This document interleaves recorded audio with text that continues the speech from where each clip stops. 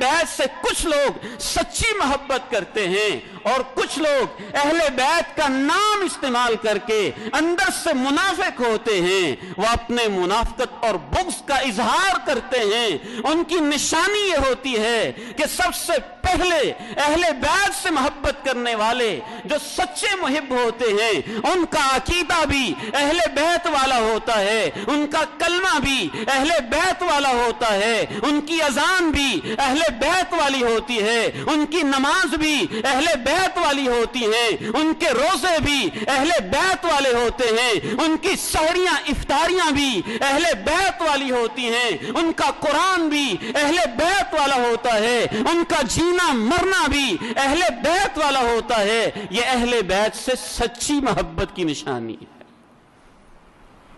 اور منافق جو اہل بیت کا نام لیں، استعمال کریں، ایکسپلائٹ کریں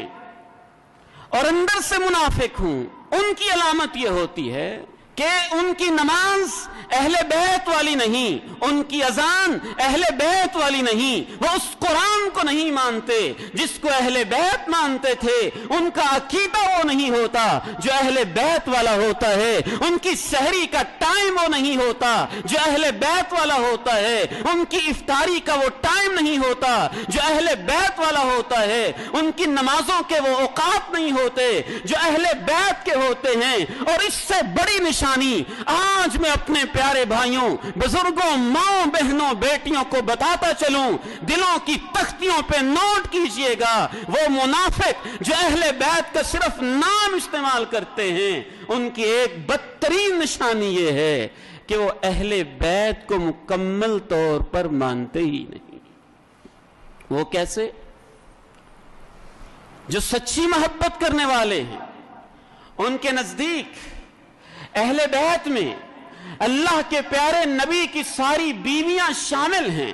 ان کی ازواج مطہرات شامل ہیں، وہ مومنوں کی مائیں ہیں۔ اس نشانی کو نوٹ کر لیجئے گا، جو منافق ہیں اندر سے اور اوپر سے اہل بیت کا نام لیتے ہیں، وہ ایک ماں کے علاوہ باقی امہات المومنین کو اہل بیت میں شامل سمجھتے ہی نہیں۔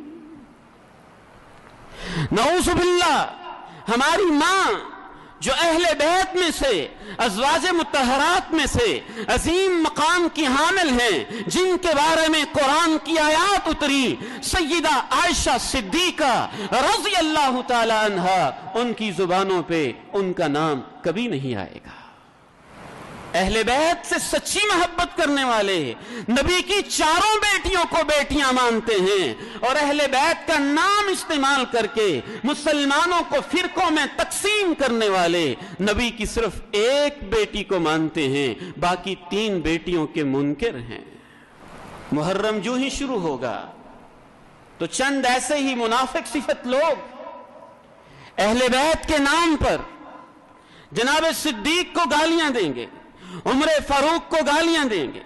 عثمان غنی کو گالیاں دیں گے، علی مرتضی رضی اللہ تعالی عنہ کا نام لیں گے، اور وہ لینا بنتا بھی ہے۔ ان سے محبت ہمارے ایمان کا حصہ، حسنین کریمین کا نام لیں گے، اور ان سے محبت ہمارے ایمان کا حصہ سیدہ فاطمہ زہرا کا نام لیں گے، اور ان کا نام لینا اور ان سے محبت ہمارے ایمان کا حصہ، لیکن ان کی زبانوں پہ اور ان کی ناپاک زبانوں پہ جناب صدیق، عمر فاروق اور جناب عثمان غنی کا کبھی تذکرہ آپ نہیں سنیں گے۔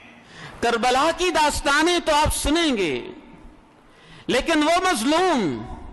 جس کو مدینہ میں شہید کیا گیا، سیدنا عثمان غنی رضی اللہ تعالی عنہ، مظلوم مدینہ، ان کا تذکرہ آپ کبھی نہیں سنیں گے۔